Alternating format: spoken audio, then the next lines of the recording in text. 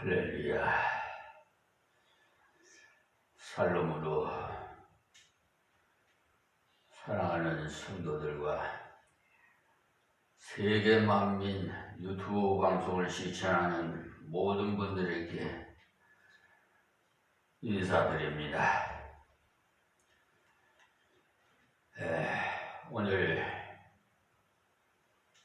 오늘 새벽 기도 시간에는 하나님의 은혜로 진천에서 보내주신 우리 김정자 권사의 새벽 기도 시간 참여하여 선교 헌금을 하나님 앞에 드렸습니다. 기도드리겠습니다. 하나님 아버지의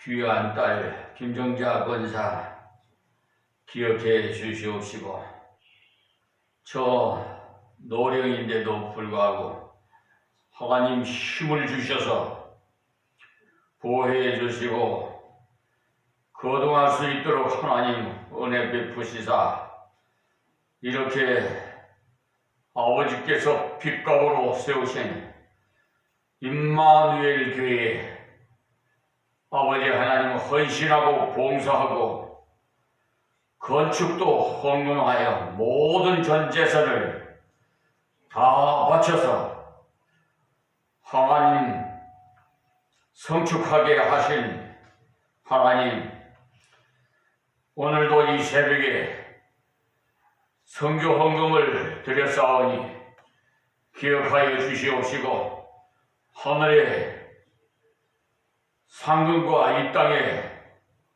기름진 복과 영육의 강건한 복을 주시사, 자손들에게도 우리 영주 가족도 구원해 주셔서 다 대대손손 하나님을 경외하며 행복하게 살아갈 수 있도록 복을 내려 주시옵소서.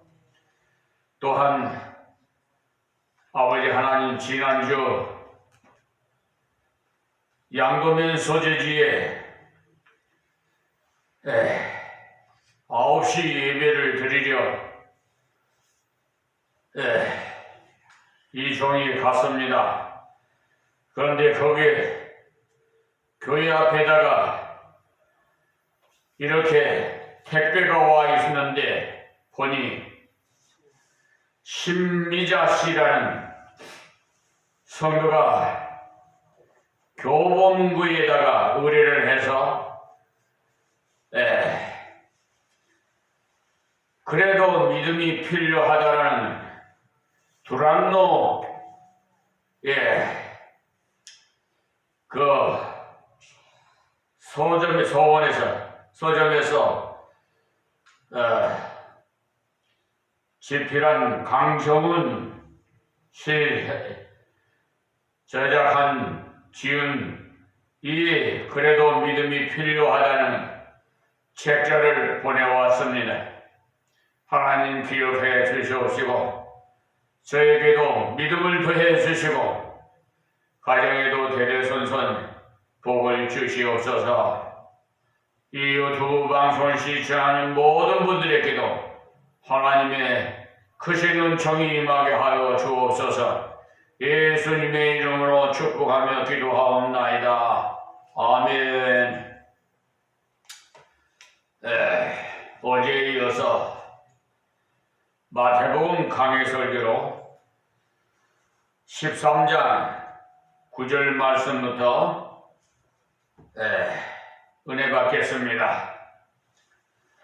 강해 설교는 한 절 한 절 빠뜨리지 않고 다 말씀 주시는 대로 풀어서 노인부터 어린애까지 다 깨달을 수 있도록 쉽게 말씀드리는 것입니다. 여기에 귀 있는 자는 들으라 하시니라 했습니다. 마태복음 13장 9절 말씀이에요. 이때 예수님께서 귀 있는 자는 들으라는 이 말씀은 정말 순수한 자세로 받는 자는 이 말씀을 받아서 신앙생활을 하면은 너에게 유익하다라는 말씀이에요. 그러니까 너에게 이 말씀이 참으로 이루어진다. 그렇게 말씀을 주시니까 여기에 예수님 바로 옆에 있던 제자들이 묻기를 어찌하여 저희에게 비유로 말씀하시나이까? 라고 하니까 그게 무슨 뜻입니까? 라고 물었어요. 그러니 예수님을 오랫동안 따라다니던 제자들도 어떻게 이렇게 몰랐던 것을 보면은 우리가 혹 성경을 배우고 설교를 들어도 그 뜻을 모를 때 너무 낙심하지 말라는 것입니다. 예수님을 따라다니면서 함께 숙식을 하고 살던 제자들도 모르는 것을 보면 우리가 잘 모르는 것이 오히려 당연하다는 것을 알아야 돼. 그러므로 주여 내 눈을 열어 주옵소서, 내 귀를 열어 주옵소서, 이렇게 오히려 나의 부족한 그 무지를 고할 때 그 부족을 고함을 통해서 주님과의 교통이 더 깊은 자리에 이르게 되는 것입니다. 우리가 어떤 때는 별로 선생님과 친숙하지 않다가도 모르는 것을 가지고 선생님께 자꾸 가서 질문하다 보면은 선생님과 인격적인 교제가 이루어져서 나중에는 내 인생의 참길을 가르쳐주는 좋은 상담자의 그 역할을 하게 되는 것은 계기가 되는 것을 알 수가 있습니다. 그리고 교회 목사님께도 여러 가지 어려운 문제로 서로 같이 나누고 대화하면서 하나님의 뜻을 발견하기 위해서 함께 노력하며 접촉하다 보면 그런 교제의 관계를 통해서 옳은 뜻을 깨닫게 되는 그런 자리에 이르도록 되는 것처럼 여기에 예수님의 제자들도 바로 그런 경우로 말한 것입니다. 그래서 다음에 예수님께서 그 비유에 관한 말씀을 갖고서 쭉 해석을 해 주신 것이 바로 이런 이유에서 그런 것입니다. 그러니까 마태복음 13장 10절에서부터는 31절까지 이런 그 핵심은 깨닫기를 원하는 자들에게 진리를 깨달을 수 있도록 설명하여 주시는 말씀입니다. 그러니까 잘 집중해서 들어주시기를 바랍니다. 10절 말씀에 제자들이 예수께 나와 가로되 어찌하여 저희에게 비유로 말씀하시나이까 했어요. 그러니까 이때 제자들은 주님의 말씀에 대해서 자기들이 상당히 깨닫고 있었습니다만 예수님께서 하신 비유 사용의 그 의도에 대해서 잘 이해가 되지 않았던 것입니다. 그래서 제자들이 예수님께서 이 사람들에게 직설적으로 말씀하지 않으시고 왜 전부 비유로 말씀하시는지에 대해서 물어봤다는 것입니다. 그래서 이 비유라는 말의 그 원래 의미는 무엇인가 하면 옆으로 던진다는 말인데 우리가 보통 쓱 비춘다고 하는 말과 비슷한 말입니다. 그러니까 이 제자들은 지금 예수님의 그 말씀의 뜻만이 아니라 이 말씀을 비유로 하시게 된 그 주님의 심오한 이유까지도 알기를 원했던 것이, 그럴 때 우리는 말씀의 뜻만이 아니고 이 말씀을 왜 주셨는지, 이 말씀을 언제 필요한 말씀인고 또 어디에 적용해야 되는지를 아는 것이 참 필요합니다. 그러니까 그 말씀의 뜻만을 아는 것이 필요한 것이 아니라 그 말씀을 어디에 써야 할지, 어떻게 써야 할지, 이거에 제자들이 바로 거기에 대해서 예수님께 아뢰어왔던 것입니다. 그러니까 이와 같이 마음이 가난한 자들은 말씀을 들을수록 그 뜻을 더 깊이 알기를 원해서 주께로 가지고 가는 것입니다. 그 때문에 성경 공부를 바르게 많이 하면 할수록, 나는 아무것도 아니구나, 정말 내가 이때까지 알았다고 자부했던 게 형편없는 것으로구나 하면서 계속 깨달아지는 것입니다. 저도 성경 강의를 계속 해오고 있습니다만 할수록 부족함을 발견하는데, 전에는 왜 이것을 빠뜨렸던지, 전에는 이것을 왜 못 보고 지나갔던가 하는 그런 것이 수두룩하게 발견될 때가 있어요. 하여튼 전에 몰랐던 것이 너무나 많이 발견되다 보니까 요즘 성경 공부의 그 템포가 자꾸 늦어져서 골치가 됩니다. 이것을 몇 개월 내에 마치려고 작정했는데 그것이 안 되고 생각지도 못했던 것이 자꾸 발견되기 때문에, 전에는 사람들이 이름만 쭉 나열된 것이 별로 의미가 없어 보면은 대강 그냥 흘러보고 지나갔었는데, 지금 와서는 그 사람의 이름을 기록한 그 말씀이 굉장히 중요한 의미가 있다는 사실을 깨닫게 됩니다. 왜냐하면 하나님께서 사람을 통해서 역사를 하시기 때문에 그래요. 왜냐하면 하나님께서 사람을 통해서 역사를 하시기 때문에, 하나님께서 어떤 사람을 통해서 어떤 방법으로 역사하시는지에 관해서 거기에 사람을 대입시켜 봤을 때 잘 알 수가 있어요. 즉 하나님의 은혜가 그 사람에게 대입시켜 봤을 때, 그 생애에다가 대입시켜 봤을 때 거기에 일어나는 사건이 아주 중요하다는 것을 깨달았어요. 그러니까 어떻게 말씀을 분석해 본 결과 참으로 감격스러운 것이, 왜냐하면 사람의 그 이름 안에 합축된 의미가 보통 뜻이 아니더라는 말이에요. 왜냐하면 바로 하나님께서 쓰신 사람이기 때문에. 그래서 우리가 하나님의 말씀을 자꾸 연구하고 깨달을수록 하나님 앞에 자꾸 겸비해져서, 그렇게 하나님 앞에 겸비해진 자의 그 증표는 뭐냐면 하나님께 그저 자꾸 묻는 겁니다.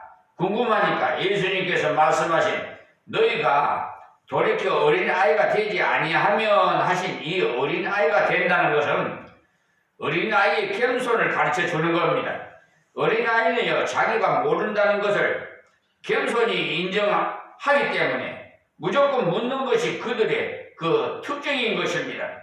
그래서 어린아이는 자기 그 엄마가 무슨 생물학 박사나 되는 줄 알고 꽃이 빨간 이유를 가르쳐 달라고 하는데, 그때 모르는 것을 가지고 부모의 권위의식에 아이들을 욱박질러서 그들이 지적을 욕구를 억누르면 안 되고, 모르면 모른다고 솔직하게 알려주고 다음에 알아보자고 하면 되는 것입니다. 그러니까 어린아이가 모르는 것은 다 육신의 부모에게로 갖고 가듯이 우리도 하나님께로 다 가져가서 물어봐야 하는 것이죠. 육신의 부모는 물어봐도 모르는 것이 있지만 하나님께서는 전지전능하심으로써 한정없이 물을 수가 있는 것입니다. 그러니까 우리가 기도를 할 것이 한정없이 많다는 것을 알 수가 있어요. 자, 11절 말씀에 대답하여 가라사대 천국의 비밀을 아는 것이 너희에게는 허락되었으나 저희에게는 아니 되었나니라고 했어요.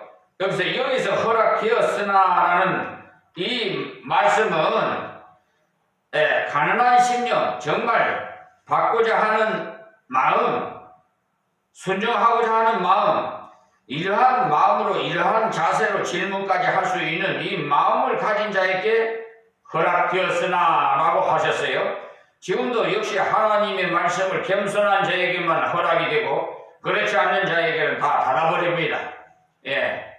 자, 12절 말씀에 무릇 있는 자만 받아 넉넉하게 되되 무릇 없는 자는 그 있는 것도 빼앗기리라 그랬어요. 이 말씀은 소위 말하면 자본주의 경제의 그 취약점인 부익부 빈익빈, 즉 있는 자는 점점 더 많아 있게 되고 없는 자는 점점 더 잃어버리는 이런 원리와도 같이 진리의 말씀을 받을 때도 가만히 보면 어떤 사람은 저런 정도면 되겠다고 생각이 되는데도 자꾸 배우러 오고 자꾸 기도하고 자꾸 질문도 하는데 반해서 어떤 사람은 좀 더 말씀을 배워야만 신앙이 자랄 것 같은데 그런 사람은 또 말씀을 배우러 오지 않는 겁니다. 아무리 배우러 오라고 그래도 오지 않아요. 그러므로 이 말씀과 꼭 같은 것을 알 수가 있어요. 자신이 가난한 줄 알고 자신이 부족한 줄 아는 겸비한 자는 하나님의 은혜를 점점 더 풍성하게 깨달아지고 받을 수가 있음으로써 점점 더 넉넉하게 된다는 것입니다. 다음 13절 말씀입니다. 그러므로 내가 너희에게 비유로 말하기를 저희가 보아도 보지 못하며 들어도 듣지 못하며 깨닫지 못하이니라 그랬어요. 그러니까 왜 예수님께서 비유로 말씀하시느냐 그 이유를 말씀하시기를 저희들에게 말씀을 들려줘도 못 듣고 말씀해도 못 알아듣기 때문에 차라리 그럴 바에야 비유로 말해서 놓으면 나중에 가가지고 좀 생각하는 그런 계기라도 주어지지 않겠나. 아예 마음을 닫아가지고 안 받아들이려고 하는데 거기다가 말씀을 아무리 들려줘도 당연히 안 받을 것이므로 비유로서 여운을 남기면 이야기니까 들어봤다가 나중에라도 그것이 도대체 무슨 소리였던 거 하고 생각이라도 해볼 수가 있게 되고 지금은 그 비유도 인해서 잘못 깨달아서 계속적인 충돌에서 잠시 대적하는 마음이 사라지는 그런 휴전으로 들어갈 수가 있는 그런 의도에서 비유를 사용하십니다. 그러니까 비유를 사용하지 않으시고 예수님께서 계속해서 강력하게 일본도의 그 어색적인 책망으로만 대응하신다면 가뜩이나 바리새인들과 그 긴장된 관계가 더욱 굳어져 가지고 그 자리에서 그만 깨져버리고 끝나니까 아무것도 안 된다는 거예요. 그러니까 가만히 보면 예수님께서 비유를 말씀하신 것이 결국은 그들에게 긍휼을 주시기 위함인 것을 알 수가 있어요. 그 비유로 말씀하실 때 받아들이는 자에게는 그것을 통해서 무슨 뜻입니까? 하고 물으니까 그 비유를 통해서 더 깊이 깨달아지고 좋은 것이고 안 받아들이는 자에게는 그것으로 쓱 지나가 버림으로써 대접하지 않고 나중에 가서 오히려 깨달을 기회가 주어지니까 좋다는 것입니다. 그래서 여기 예수님께서 비유로 말씀하심을 순수하게 받는 자에게는 깊이 마음의 세계도 오래도록 남아있고 큰 유익을 얻게 하기 위함이고 또 대적하고 말씀을 받기를 싫어하는 사람들을 뭐 졸고 있든지 뭐 저 딴 생각하고 있든지 하는 자에게는 가리워져 가지고 육신의 기도 깨닫지 못함으로 대적하는 것을 방지하는 이중적인 효과가 있음을 알려주시는 것입니다. 그래서 이에 관해서 벌써 구약 이사야서에 예언에 되어 있음을 가르쳐주고 있는데요. 14절에 보면 이사야 예언이 저희에게 이루었으니 일러스되 너희가 듣기는 들어도 깨닫지 못할 것이요 보기는 보아도 알지 못하리라. 그리고 15절에 보면 이 백성들의 마음이 완악하여져서 그 귀는 듣기에 둔하고 눈은 감았으니 이는 눈으로 보고 귀로 듣고 마음으로 깨달아 돌이켜 내게 고침을 받을까 두려워함이라 하였느니라 그랬습니다. 요사이도 보면은 이 말씀을 그대로 나타내 주고 있는 사람을 실제로 볼 수가 있어요. 무슨 말이고 하면은 교회에 갔다가 잘못해서 설교 듣고 헌금을 많이 내게 되면은 어떻게 될까 해서 교회에 못 나가겠다고 말하는 사람도 있어요. 또 어떤 사람은 혹시나 이번 부흥회에 참석했다가 잘못하면은 저 사람처럼 새벽 기도나 다니는 광신자가 될까 싶어서 가지 않겠다. 이렇게 육신을 중심으로 끌어가는 사람들이 자기의 은혜 받는 것이 두려워서 주님의 말씀을 받지 않겠다고 하는 사람이 있다는 것을 일찍이 이사야 선지자가 예언한 그대로 지금도 이런 사람들이 없지 않아 있습니다.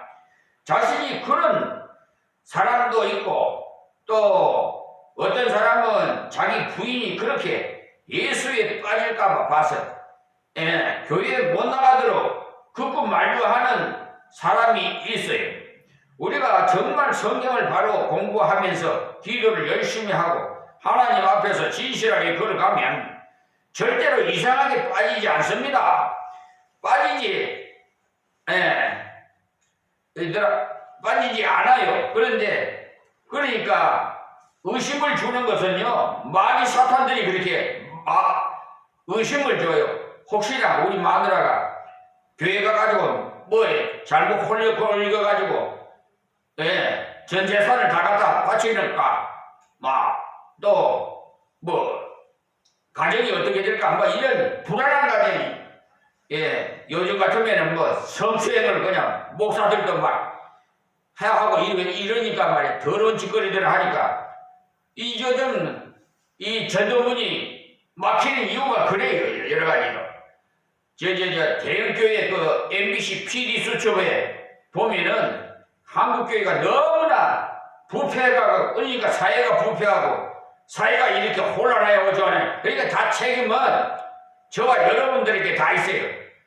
다 하나님 앞에 기도하지 못해서 그래. 이 백성들 이 나라를 위해서 기도를 해야 되는데 우리 믿는 사람들은 다 하나님 앞에 태풍이 오면 엎드려야 돼요. 기도해. 우리 폭동을 일으키고 저렇게 그냥 무질서하게 난입을 하고 하는 것은 그거는 마귀 사탄들이 다 하는 행동이에요. 하나님은 평화의 하나님이고 사랑의 하나님이고 질서의 하나님이지. 저렇게 그냥 정광훈 목사같이 저렇게 뭐 하나님 꼼짝마 내 손에 죽어 친구라고 그랬더니 친구도 죽여. 친구라고 죽여. 하나님은 친구도 살리라고 그랬는데 어디다가 갖다 그 말을 붙여. 그러면서 뭐 선동을 일으켜가지고 뭐 성조기를 달고 뭐 자기가 대감 뭐 이 나라의 애국자나 된 듯이 말이야 그냥 사방에서 그냥 선동을 하고 이러니까 사회가 말이야 더 혼란스럽고 괜히 지금 지금 모든 그 언론사들이 전부 다 지금 각 나라마다 그 이걸 막 전송을 해요. 사진을 찍어서. 그러니까 그 나라에다가 투자해서는 안 되겠다. 저 불안하다. 불확실성이게. 그러니까 투자했던 것도 그것들 나가가지고 가버리고 투자도 안 하고 하니까 이 나라가 지금 경제가 얼마나 어려워지는지 몰라요. 지금 다 그냥 없는 사람들은 소상공인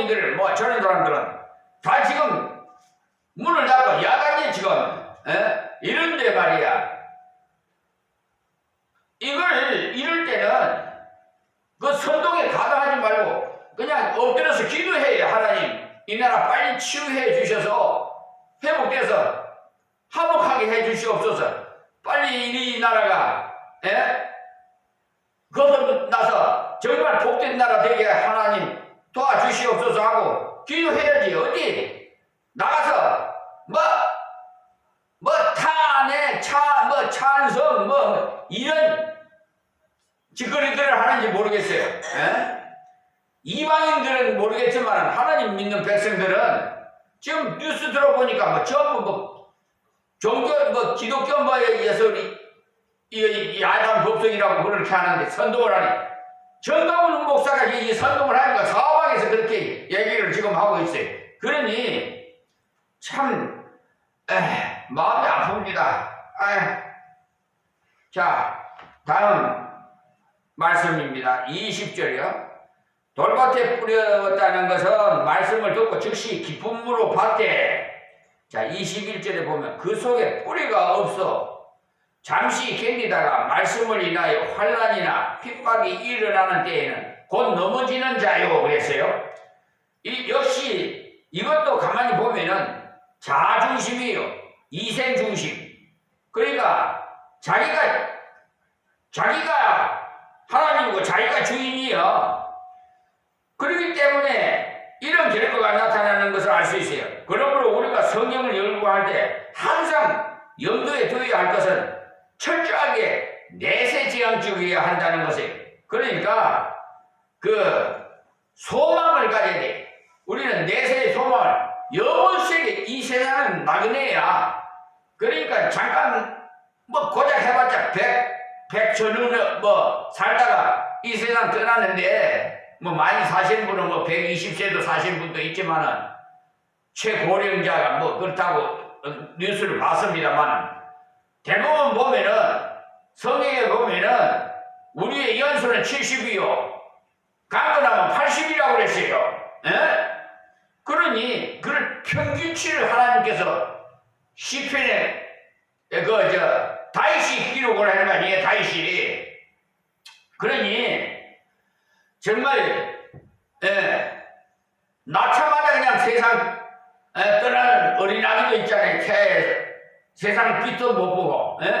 요즘 어린애들도 그 귀엽던 것도 그냥 정신분열자가 그냥 학생 8살 먹은 그 아를 갖다 세상에 그냥 하늘이라는 애인가 그렇게 칼로 그냥 난도질을 해서 죽이고, 그런 못살시간 것들이, 그러니까 마귀 사탄들이 그런 짓거리들을 하는 거예요. 제정신으로 그거 하는 게 아니에요. 사람을 죽여야 자기들 밥이 되잖아요.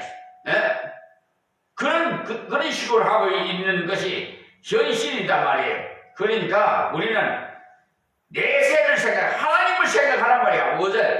우리 예수님은 우리가 최우선적으로, 우리가 나이가 먹으면 눈이 좀 맞지 않기 때문에 돋보기를 쓰듯이 이 안경도 예수의 안경을 쓰고 보라 이 말이야. 영안의 눈을 열어서 보라. 예수님을 먼저 생각해야 돼. 하나님은 내가 이걸 하면 하나님 기뻐하실까? 이걸 하면 하나님이 영광을 가리게 될까? 이런 걸 생각하면은 절대로 나쁜 짓 못해요. 저는 정말 하나님 만나고 나서는, 그전에는 사업을 하다 보니까 세상적으로 살다 보니까 죄만 지었지만은 하나님 만나고 나니까 완전히 180도로 달라지더라고. 세상 친구가 다 끊어져 버리고 그냥 하나님 믿는 백성과 친구가 되어버리는 거예요. 그냥 얼마나 피도 안 통한, 혈통도 안 통하는데 피 한 방울 안 섞인 행위대로 그렇게 믿는 사람은 예쁘고 사랑스럽고 정말 몰라요. 나도 몰라. 하여튼 그렇게 예쁠 수가 있어요. 행위관들도요. 예수 안 믿으면 별로야. 불쌍한 생각이 들어. 그러니까 행정가 아니라 불쌍한 생각이 드는 거야. 지옥에 가가지고 고생할 걸 생각하니 그냥 우리 막내 동생도 34살 때 위암으로 다 걸려갖고 한강성심병원에서 저 영두배 다 이제 사형선고 떨어진 걸 형님은 그때도 하나님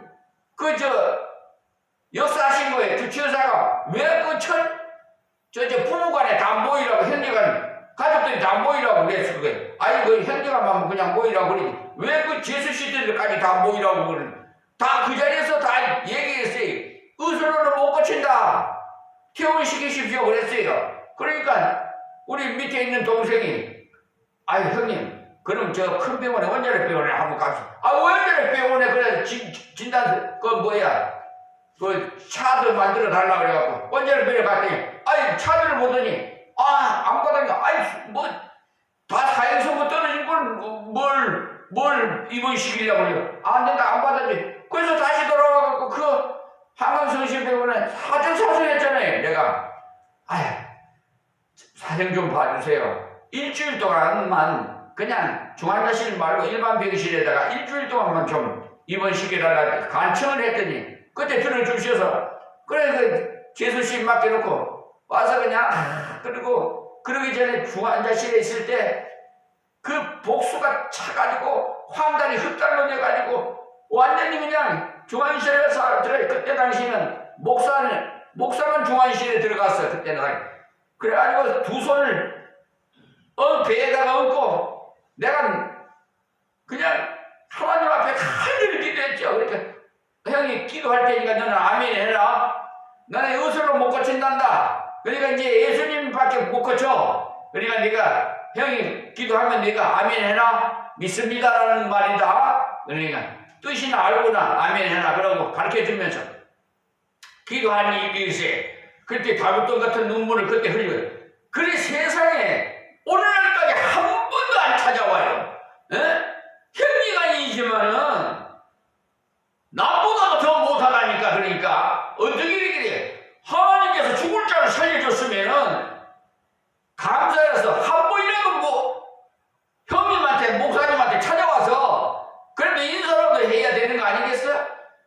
그걸 안 하더라도 형제간에 찾아봐야 되는 건데 이게 잘못된 거란 말이에요. 그러니까 하나님께서 고쳐줘도 이렇게 은혜를 모르는 사람들은 어찌할 수가 없어요.